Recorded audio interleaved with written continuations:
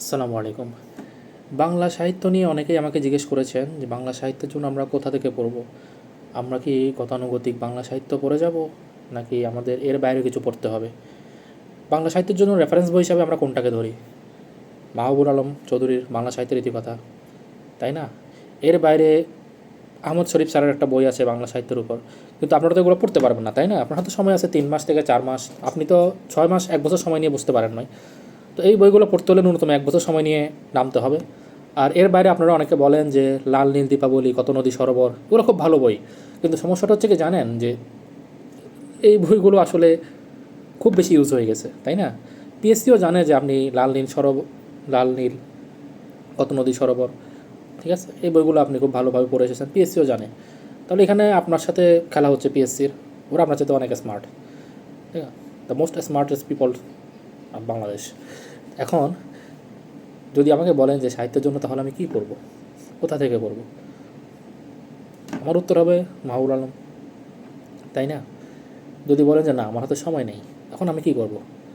আমাকে পিএসসির 11 জন সাহিত্যিক নিয়ে পড়ব, এর বাইরে কয়েকজন বিখ্যাত কবি সাহিত্যিকের লেখা পড়ব? আমার রেসপন্স হবে, আপনি 11 জন সাহিত্যিক পড়লেন, পিএসসির সে বিখ্যাত 11 জন সাহিত্যিক, যেটা একদম প্রথম বিসিএস থেকে চলে আসতেছে, তাই না? তো এই 11 জন সাহিত্যিকের সবই যদি আপনি পড়ে ফেলেন, আপনার কয়টা কোয়েশ্চেন কমন আসবে বলেন? 4টা কোয়েশ্চেন, 5টা কোয়েশ্চেন, 7টা কোয়েশ্চেন কমন আসলো।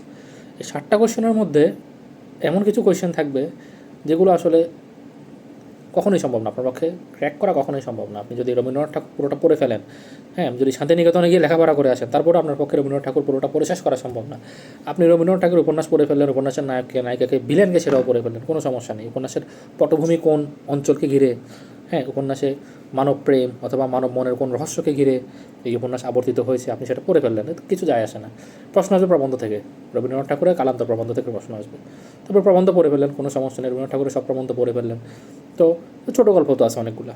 তো রবীন্দ্রনাথ ঠাকুর হচ্ছে একটা বিশাল সাগর, আপনি রবীন্দ্রনাথ ঠাকুর পড়ে শেষ করে পারবেন না কখনো। পদ্ম, রবীন্দ্রনাথ ঠাকুরের পদ্মর কোনো অভাব নেই। পদ্ম থেকে চরণ তুলে দিয়ে বলা হবে এই পদ্মটি, এই চরণটি কোন পদ্মের অন্তর্ভুক্ত, আপনি কী করবেন? তো 11 জন সাহিত্যিকের চিন্তা আপনি বাদ দেন, ওখান থেকে আপনি যতই হার্ডওয়ার্ক করেন, আপনি 4-5টার বেশি কোয়েশ্চেন নিজ থেকে অ্যান্সার করতে পারবেন না। হ্যাঁ, যদি কখনো অ্যাক্সিডেন্টালি 10-12টা কোয়েশ্চেন চলে আসে 11 জন সাহিত্যিক থেকে, সেটা ভিন্ন কথা, সেটা আসলে হওয়ার সম্ভাবনা নাই এখন বর্তমান প্রেক্ষাপটে, আপনারাও সেটা জানেন। আপনি 47, 48, 49, 50, 4টা বিশেষ যদি আপনি 10 খেয়াল করেন, তাহলে এখানে একটা মজার জিনিস আছে, সেটা হচ্ছে নবম দশম শ্রেণীর বোর্ড বই। দেখবেন নবম দশম শ্রেণীর বোর্ড বইতে যে সাহিত্যিকদের লেখা রয়েছে, লেখক পরিচিতি আর কবি পরিচিতি, ওইখান থেকে হুবহু চলে আসতেছে।